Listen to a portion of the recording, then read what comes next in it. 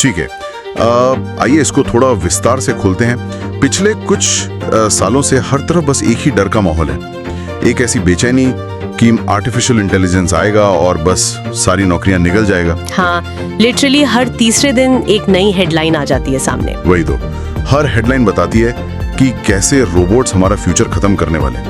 लेकिन आज की इस विस्तृत चर्चा में हम किसी अफवाह या इन हवाई डर पर बात नहीं करने वाले। बिल्कुल नहीं, हम सीधे ग्राउंड रियलिटी और ठोस डेटा पर जाएंगे। एग्जैक्टली।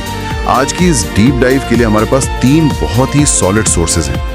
पहला है वर्ल्ड इकोनॉमिक फोरम की फ्यूचर ऑफ जॉब्स रिपोर्ट 2025, जिसमें 1-2 नहीं बल्कि हजारों ग्लोबल एम्प्लॉयर्स और करीब 14 मिलियन वर्कर्स का डेटा शामिल है। और दूसरा सोर्स है गोल्डमैन सैक्स की एक बेहद डीप रिसर्च जो एआई के लेबर मार्केट पर असर को ट्रैक करती है। सही कहा। और तीसरा है investing.com का एक बहुत प्रैक्टिकल एनालिसिस जो 2026 के मार्केट को वहां काम कर रहे लोगों के नजरिए से देखता है। तो आज का हमारा मिशन सिंपल है, इस जॉबलेस बूम वाले डर को डेटा की कसौटी पर कसना। यानी ये समझना कि आने वाले 5 सालों में असली खतरा कहाँ है और कहाँ बेपनाह नई नौकरियां हैं, ताकि डरने की जगह बेहतर तैयारी की जा सके। हाँ, ये चर्चा सच में वक्त की सबसे बड़ी जरूरत है, क्योंकि जब भी एआई और रोजगार की बात होती है ना, तो पैनिक सबसे पहले आता है और लॉजिक सबसे आखिर में। सही बात है।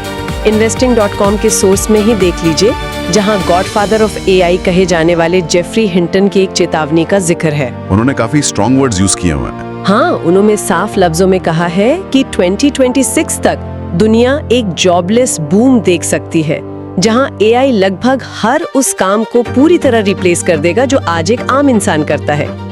सुनने में स्टेटमेंट किसी साई-फाई हॉरर फिल्म का ट्रेलर लगता है। सच में लगता है। और मैं समझ सकती हूँ कि लोग इससे इतना डर क्यों रहे हैं। डरना लाजमी नहीं लगता है, लेकिन अगर हम थोड़ा पीछे हटकर हिस्ट्री को देखें, तो क्या ये डर वाकई नया है? मुझे गोल्डमैन सैक्स का वो डेटा याद आ रहा है जो उन्होंने अपनी रिसर्च में दिया है। हाँ, वो हिस्टोरिकल कंपैरिजन काफी आई ओपनिंग है। बिल्कुल। उनका कहना है कि आज जो लोग जॉब्स कर रहे हैं, उनमें से 60% नौकरियां 1940 के दशक में एग्जिस्ट ही नहीं करती थी। सोचकर देखिए, 1940 में किसी ने सोशल मीडिया मैनेजर या क्लाउड आर्किटेक्ट जैसी पोस्ट के बारे में सोचा भी नहीं होगा। यहाँ सबसे हैरत अंगेज बात यही है, पिछले 80 या 85 सालों में जो 85% एम्प्लॉयमेंट ग्रोथ दुनिया ने देखी है, वो नई टेक्नोलॉजी की वजह से ही आई है। वही तो। हर बार जब कोई डिस्ट्रप्टिव टेक्नोलॉजी आती है, चाहे वो स्टीम इंजन हो या कंप्यूटर्स हो, शुरुआती रिएक्शन हमेशा घबराहट का होता है। लोगों को लगता है कि बस अब इंसान की जरूरत खत्म हो गई। पर सच्चाई ये है कि टेक्नोलॉजी नौकरियां बदलती जरूर है, पर लंबे समय में ये उससे कहीं ज्यादा नई नौकरियां पैदा करती हैं। एग्जैक्टली। एआई के केस में भी गोल्डमैन सैक्स यही हिस्टोरिकल पैटर्न देख रहा है। लेकिन हिस्ट्री की बातें सुनने में तभी अच्छी लगती हैं जब पेट भरा हो। जब सामने से रिपोर्ट आती है कि लेबर मार्केट में कितना बड़ा भूकंप आने वाला है, तो लोग हिस्ट्री नहीं, अपना बैंक अकाउंट देखते हैं। ये हकीकत है। वर्ल्ड इकोनॉमिक फोरम की रिपोर्ट तो बिल्कुल आंकड़ों में इस भूकंप को नापती है। डेटा बताता है कि 2025 से 2030 के बीच लेबर मार्केट में 22% का स्ट्रक्चरल चर्न आने वाला है। यानी लगभग 1/4 लेबर मार्केट पूरी तरह उलट-पुलट हो जाएगा। हाँ, 92 मिलियन यानी 9.2 करोड़ नौकरियां सीधे तौर पर खत्म हो जाएंगी। ये बहुत बड़ा नंबर है। बड़ा नंबर जरूर है, पर उसके आगे का आंकड़ा भी तो देखना होगा। WEF वहीं पर यह भी क्लियर करता है कि इसी सेम टाइम फ्रेम में 170 मिलियन नई नौकरियां पैदा भी होंगी। तो अगर हम यहाँ मैथ लगाएं तो 17 करोड़ नई जॉब्स माइनस 9.2 करोड़ पुरानी जॉब्स, ये लगभग 78 मिलियन नौकरियों का नेट पॉजिटिव फायदा है। सही हिसाब है। दुनिया में नौकरियां कम नहीं हो रही हैं, बल्कि नेट नंबर्स में बढ़ रही हैं। सही बात है कि नेट पॉजिटिव है, लेकिन चलिए यहाँ थोड़ा रियलिटी चेक करते हैं। 17 करोड़ नई नौकरियां सुनने में बहुत अच्छा लगता है, पर जब किसी की आंखों के सामने उसकी खुद की बरसों पुरानी नौकरी जा रही हो, तो WEF के आंकड़े तसल्ली थोड़ी ना देते हैं। बिल्कुल नहीं देते। एक सॉफ्टवेयर टेस्टर या डेटा एंट्री ऑपरेटर को इस बात से क्या फर्क पड़ता है कि दुनिया के किसी कोने में नेट जॉब्स बढ़ रही हैं, अगर उसकी खुद की EMI रुकने वाली है। इस बीच के फेज में जब ट्रांजिशन हो रहा होगा, तो एक आम वर्कर आखिर करे तो क्या करे? ये एक बहुत ही वैलिड पॉइंट उठाया आपने, और इसी दर्द को इकोनॉमिक्स की भाषा में फ्रिक्शनल अनएम्प्लॉयमेंट कहते हैं। गोल्डमैन सैक्स ने इस पर बहुत गहराई से बात की है अपनी रिपोर्ट में। अच्छा, उनका क्या मानना है इस टेम्पररी फेज के बारे में? उनके हिसाब से जब एआई का ये बदलाव अपने सबसे पीक पर होगा, तो ग्लोबल अनएम्प्लॉयमेंट में सिर्फ 0.5% का इजाफा हो सकता है। ये वो समय है जो आपने अभी डिस्क्राइब किया, जब एक पुरानी फैक्ट्री बंद हो रही है और नई फैक्ट्री लग रही है। और बीच में लोग नए स्किल सीख रहे हैं। एग्जैक्टली डेटा बताता है कि ऐसी अस्थायी बेरोजगारी आम तौर पर 2 साल के अंदर सामान्य हो जाती है। और सबसे बड़ी बात यह है कि अगर एआई पूरी तरह हर कंपनी में लागू हो भी जाए तो यूएस मार्केट की सिर्फ 2.5% नौकरियों पर ही पूरा डिस्प्लेसमेंट का खतरा है। सिर्फ 2.5%? हाँ, बाकी बची हुई 97% जॉब्स में एआई कुछ हिस्से को ऑटोमेट करेगा, पूरी जॉब को खत्म नहीं करेगा। ये बात मुझे investing.com के उस आर्टिकल की याद दिलाती है जहां एक बहुत ही प्रैक्टिकल टर्म यूज किया गया है। उन्होंने इसको साइलेंट कॉम्प्रेशन कहा है। साइलेंट कंप्रेशन, हाँ, ये बहुत इंटरेस्टिंग कॉन्सेप्ट था। उन्होंने बाली में रहने वाली एक freelance creative designer Rachel Simmons का एक जबरदस्त किस्सा शेयर किया है। रेचल का अनुभव बताता है कि रियलिटी में मास फायरिंग्स नहीं हो रही हैं। ऐसा नहीं है कि बॉस एक दिन ऑफिस आता है और आधे स्टाफ को निकाल देता है, बल्कि ये एक साइलेंट प्रोसेस है जो धीरे धीरे होता है। हाँ, और वो साइलेंट प्रोसेस काम कैसे करता है? रेचल ने इसको ऐसे समझाया कि जो प्रोजेक्ट पहले 1-10 लोगों की टीम मैनेज करती थी, अब एआई टूल्स की मदद से वही सेम प्रोजेक्ट 5 लोग आसानी से निकाल लेते हैं। बिल्कुल, एंट्री लेवल कोडिंग देख लीजिए या फोटो और वीडियो एडिटिंग, यहाँ तक कि बेसिक प्रोजेक्ट मैनेजमेंट और कंटेंट राइटिंग भी। एआई ने इन सबको इतना तेज और आसान कर दिया है कि कंपनियां अचानक से लोगों को निकाल नहीं रही, बल्कि उन्होंने नए लोगों को हायर करना कम कर दिया है। यानी जो टीम छोड़कर जा रहा है उसकी जगह नई हायरिंग हो ही नहीं रही। इसे ही साइलेंट कंप्रेशन कहते हैं। सही पकड़ा। और इस कंप्रेशन का सबसे बड़ा शिकार आखिर कौन हो रहा है? अगर हम WFF और गोल्डमैन सैक्स दोनों के डेटा को अलाइन करें तो तस्वीर बिल्कुल साफ है। वो जॉब्स जो पूरी तरह से रूल्स पर, रेपिटेशन पर और डेटा को इधर से उधर करने पर आधारित हैं, वो खतरे में हैं। हाँ, जैसे बैंक टेलर्स या पोस्टल सर्विस क्लर्क्स, कैशियर्स या डेटा एंट्री क्लर्क्स, इनकी मांग सबसे तेजी से गिर रही है आज के टाइम में। वैसे यहाँ हम थोड़ा सच्चाई से बात करें तो शायद ही दुनिया में कोई ऐसा होगा जो दिन में 9 घंटे किसी विंडो पर बैठकर टिकट काटने या एक्सेल शीट में डेटा फीड करने वाले काम को वाकई मिस करेगा। ये काफी सच है। एक तरह से जिन कामों में इंसानी दिमाग की जगह उसको बस एक रोबोट की तरह ट्रीट किया जाता था ना, एआई उन कामों को खा रहा है। या इसको देखने का रूटीन काम खत्म हो रहा है, पर इसके साथ ही कुछ ऐसी जॉब्स पर भी असर है जिन्हें हम पहले काफी हाईली स्किल्ड मानते थे। जैसे कौन सी जॉब्स? जैसे प्रोग्रामर्स, अकाउंटेंट्स, लीगल असिस्टेंट्स और टेलीमार्केटर्स, क्योंकि लॉ की किताबें पढ़कर रूल निकालना या पुराने कोड को डीबग करना, इन रूल्स बेस्ड और डेटा हैवी कामों में एआई एक इंसान से कहीं ज्यादा तेज और सटीक साबित हो रहा है। यहाँ पर बात सच में बहुत दिलचस्प हो जाती है, क्योंकि अगर एआई सारे डेटा और कोडिंग वाले काम कर रहा है तो वो नौकरियां कहाँ हैं जो WEF के हिसाब से 2030 तक सबसे ज्यादा बढ़ने वाली हैं? इसका जवाब काफी सरप्राइजिंग है। वाकई सरप्राइजिंग है। जब मैं रिपोर्ट पढ़ रहा था तो ग्रोइंग जॉब्स की लिस्ट में टॉप पर जो नाम था उसने मुझे सच में चौंका दिया। एब्सोल्यूट नंबर के हिसाब से दुनिया में सबसे ज्यादा नई जॉब्स किसी टेक हब या फैंसी कॉर्पोरेट ऑफिस में नहीं आ रही।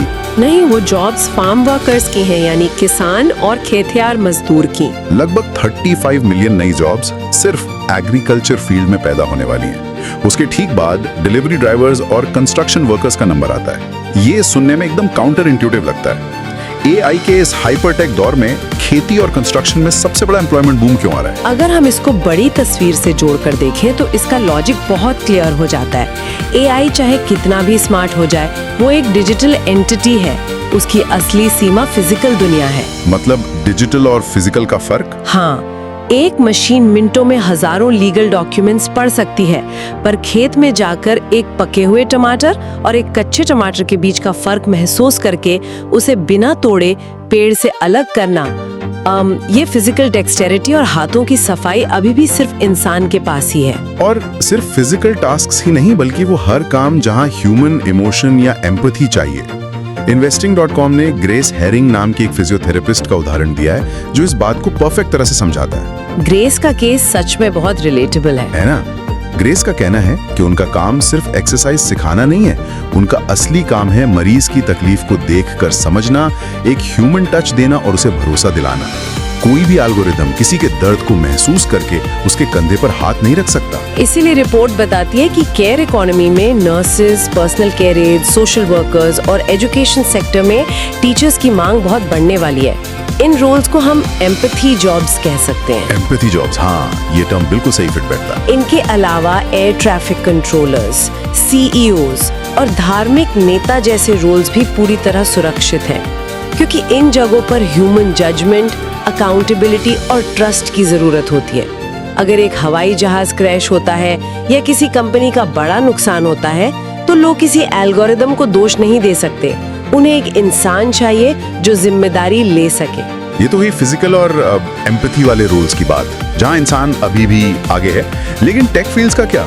परसेंटेज के हिसाब से वहां भी तो मैसिव ग्रोथ दिखाई दे रही है ना? हाँ, बिल्कुल दिखाई दे रही है। AI और big data specialists, information security analyst और सबसे ज्यादा ग्रीन जॉब्स, जिनकी परसेंटेज ग्रोथ किसी भी और फील्ड से ज्यादा है। और यहीं से एक नया सवाल निकल कर आता है कि आखिर फ्यूचर का वर्क एनवायरनमेंट कैसा दिखेगा? हमने डर की बात की, सेफ जॉब्स की बात की, पर जो जॉब्स बीच में हैं, उनका क्या? Investing.com में दिया गया ATM का उदाहरण मुझे सबसे सटीक लगता है इस रिश्ते को समझने के लिए। जब 1970s और 80s के दशक में बैंकों में ATMs लगने शुरू हुए तो सबने यही सोचा था कि अब बैंक टेलर्स की नौकरियां गई, बैंक ब्रांच बिल्कुल खाली हो जाएंगी। लेकिन असल में हुआ बिल्कुल उल्टा। बैंक ब्रांचेस बंद नहीं हुई, बल्कि टेलर्स का रोल बदल गया। वो कैश गिनने वाले क्लर्क से फाइनेंशियल एडवाइजर्स और रिलेशनशिप मैनेजर्स बन गए। ATMs ने उनके काम को रिप्लेस नहीं किया, बल्कि ऑगमेंट किया। एग्जैक्ट वही चीज AI के साथ होने वाली है। AI ठीक यही रोल निभाने वाला है। ये एक टोटल ऑटोमेशन का दौर नहीं है, बल्कि ह्यूमन ऑगमेंटेशन का दौर है। मशीन काम आसान करेगी ताकि किसी ज्यादा जरूरी चीज पर ध्यान दिया जा सके। WEF की रिपोर्ट ने इस ह्यूमन मशीन कोलैबोरेशन को बहुत ही क्लियर आंकड़ों में बांटा है। वैसे आज दुनिया में लगभग 47% टास्क ऐसे हैं जो सिर्फ इंसान करते हैं, बिना किसी मशीन की सीधी मदद के। और 2030 तक ये आंकड़ा घटकर 33% रह जाएगा। इसका मतलब है कि बचा हुआ मेजॉरिटी काम किसी न किसी लेवल पर इंसान और मशीन मिलकर ही करेंगे। इसे ही ह्यूमन मशीन फ्रंटियर कहा जा रहा है। तो इस सब का आखिर क्या मतलब निकलता है? अगर आधे रूटीन काम मशीन्स करने वाली हैं, तो लेबर मार्केट में अब आगे क्या सीखने की जरूरत है? WEF का डेटा कहता है कि 2030 तक लगभग 59% लेबर फोर्स को नई ट्रेनिंग यानी अपस्किलिंग की जरूरत होगी। और इस ट्रेनिंग में सबसे ऊपर एनालिटिकल थिंकिंग रखी गई है। लगभग हर बड़ी कंपनी इसको सबसे महत्वपूर्ण स्किल मानती है आज की डेट में। ये समझना मुश्किल नहीं है कि एनालिटिकल थिंकिंग टॉप पर क्यों है। जब मशीन्स सारा रॉ डेटा, सारे चार्ट्स और ट्रेंड्स सेकंड्स में निकाल कर दे देंगी, तो आम वर्कर का काम डेटा इकट्ठा करना नहीं होगा, बल्कि उस डेटा का मतलब निकालना होगा। सही बात है। उस डेटा के आधार पर सही सवाल पूछना और स्ट्रेटेजिक डिसीजंस लेना, यही एनालिटिकल थिंकिंग है। इसके ठीक बाद WEF ने रेजिलियंस, फ्लेक्सिबिलिटी एंड एजिलिटी को रखा है, यानी बदलाव के साथ खुद को जल्दी ढाल लेने की क्षमता। एक बहुत ही दिलचस्प कॉन्ट्रडिक्शन भी है स्किल रिपोर्ट में। एक तरफ तो हमने बात की कि फार्म वर्कर्स और फिजिकल जॉब्स एब्सोल्यूट नंबर्स में बढ़ रही हैं, लेकिन दूसरी तरफ WEF की रिपोर्ट कहती है कि कॉर्पोरेट और ब्रॉडर लेबर मार्केट में manual dexterity, endurance and precision जैसी फिजिकल स्किल्स की डिमांड में नेट नेगेटिव गिरावट आई है। हाँ, वहाँ पर उन्हें जरूरत कम महसूस हो रही है। इसका मतलब कंपनियां अब आमतौर पर फिजिकल टास्क पर उतना फोकस नहीं कर रही, इसकी जगह ह्यूमन सेंट्रिक और ह्यूमन इन्फ्लुएंस वाले स्किल्स ले रही हैं। सही पकड़ा। वो कंट्रैक्शन इसलिए है क्योंकि फार्म वर्कर्स, कंस्ट्रक्शन काफी स्पेसिफिक सेक्टर्स हैं, पर अगर हम ओवरऑल हर इंडस्ट्री का एवरेज निकालें तो फिजिकल मेहनत की जगह लचीलापन, लीडरशिप और सोशल इन्फ्लुएंस टॉप पर आ रहे हैं। ये एवरेज वाली बात काफी इंपॉर्टेंट है समझने के लिए। इसके साथ ही एक बहुत तेजी से उभरता हुआ स्किल है एनवायरमेंटल स्टुअर्डशिप, यानी पर्यावरण से जुड़े डिसीजंस लेने की समझ, जो इस बात का इशारा है कि आने वाला वक्त सिर्फ AI सीखने का नहीं है, बल्कि बेहतर और रिस्पॉन्सिबल डिसीजन मेकर बनने का है। इस एनवायरमेंटल स्टुअर्डशिप वाले पॉइंट से ना एक और बड़ा डायमेंशन सामने आता है। हम इस पूरी चर्चा में AI को सेंटर में रखकर बात कर रहे हैं, जैसे लेबर मार्केट में जो भी हो रहा है उसका अकेला जिम्मेदार सिर्फ AI ही है। पर WEF रिपोर्ट पढ़ने पर समझ आता है कि सच्चाई इतनी सीधी नहीं है। हाँ, अगर हम इसको बड़ी तस्वीर से जोड़कर देखें तो AI एक टूल है, पर आर्थिक दुनिया को चलाने वाले इंजन कुछ और हैं। AI के अलावा कुछ और बहुत बड़े मैक्रो ट्रेंड्स चल रहे हैं जो मार्केट को शेप कर रहे हैं। वो कौन से माइक्रो ट्रेंड्स हैं? पहला बड़ा मैक्रो ट्रेंड जो WEF ने आइडेंटिफाई किया है वो है डेमोग्राफिक शिफ्ट्स। दुनिया की आबादी का ढांचा पूरी तरह बदल रहा है अब। वेस्टर्न कंट्रीज और हाई इनकम देशों में आबादी तेजी से बूढ़ी हो रही है। वहाँ जवान लोग कम हैं और सीनियर सिटीजन ज्यादा हैं। एग्जैक्टली यही वजह है कि केयर इकोनॉमी और हेल्थ केयर जॉब्स उन देशों में इतनी तेजी से बढ़ रही हैं। दूसरी तरफ लो और मिडिल इनकम देशों में जवान आबादी ज्यादा है, जिससे वहाँ एजुकेशन सेक्टर का बूम आ रहा है। एआई इन दोनों मैक्रो ट्रेंड्स का कारण नहीं है, वो बस वहाँ आने वाले कामों को बदल रहा है। और दूसरा बड़ा माइक्रो ट्रेंड है ग्रीन ट्रांजिशन, जिसका हमने अभी जिक्र किया। दुनिया भर में क्लाइमेट चेंज को लेकर हलचल मची हुई है। हर बड़ी गवर्नमेंट और कॉरपोरेट पर कार्बन एमिशंस कम करने का भारी दबाव है। इस वजह से पूरी दुनिया की इकोनॉमी एक नए फेज में जा रही है। ऑटोनमस और electric vehicle specialists, renewable energy engineers और एनवायरमेंटल इंजीनियर्स की मांग अचानक इतनी ज्यादा क्यों हो गई है? क्योंकि हर कंपनी ग्रीन होना चाहती है। और जो हमने पहले खेतिहर मजदूरों की बढ़ती संख्या देखी थी, उसका एक बड़ा कनेक्शन इसी क्लाइमेट चेंज से ही है। मौसम बदल रहे हैं और खेती के ट्रेडिशनल तरीके फेल हो रहे हैं। वही तो, इसीलिए खेतों में अब ज्यादा मैनुअल लेबर और अडेप्टेड टेक्निक्स की जरूरत पड़ रही है। बिल्कुल सही कनेक्शन बिठाया है आपने। और तीसरा सबसे अहम मैक्रो ट्रेंड है जियो इकोनॉमिक फ्रैगमेंटेशन और कॉस्ट ऑफ लिविंग। पिछले कुछ सालों में देशों के बीच जियोपॉलिटिकल टेंशंस बहुत ज्यादा बढ़ गई हैं। ग्लोबलाइजेशन का जो सुनहरा दौर था, वो अब सिमट रहा है। हाँ, देश एक दूसरे पर भरोसा नहीं कर रहे हैं और ट्रेड वॉर्स चल रहे हैं। इसका असर ये हुआ है कि हर बड़ा देश और कंपनी अपनी सप्लाई चेन को अपने पास वापस ला रही हैं। इसलिए सप्लाई चेन स्पेशलिस्ट की मांग अचानक बढ़ रही है। और क्योंकि हर देश अपने डेटा और डिजिटल इंफ्रास्ट्रक्चर को दूसरे देश से बचाकर रखना चाहता है, इसीलिए साइबर सिक्योरिटी और इंफॉर्मेशन सिक्योरिटी एनालिस्ट्स आज टॉप ग्रोइंग जॉब्स बन गए हैं। साथ ही महंगाई और बढ़ती कॉस्ट ऑफ लिविंग ने कंपनियों को मजबूर कर दिया है कि वो कम खर्च में ज्यादा एफिशिएंसी लाएं। और यही वो जगह है जहां वो एआई का सबसे ज्यादा इस्तेमाल कर रहे हैं। एआई खुद चलकर नहीं आया है, कंपनियों की एफिशिएंसी की भूख ने उसे पुश किया है। तो इस पूरे विस्तृत विश्लेषण को अगर हम एक जगह समेटे तो मैसेज काफी साफ है। डरना बंद करने का वक्त आ गया है। डाटा और हिस्ट्री दोनों चिल्ला चिल्ला कर कह रहे हैं कि एआई सिर्फ काम का तरीका बदल रहा है, इंसान को आर्थिक दुनिया से गायब नहीं कर रहा। जो एक अस्थायी बेरोजगारी का फेज आएगा, उसके लिए तैयार रहने की जरूरत है बस। और सबसे बड़ी बात, आने वाले 5 सालों में किसी की सबसे बड़ी पूंजी कोई स्पेसिफिक डिग्री नहीं होने वाली है, बल्कि हर नए बदलाव को खुले दिमाग से अपनाने की क्षमता यानी अडेप्टेबिलिटी ही इस नए मार्केट की असली करेंसी होगी। इन तीनों महत्वपूर्ण सोर्सेस का यही सबसे बड़ा निचोड़ है।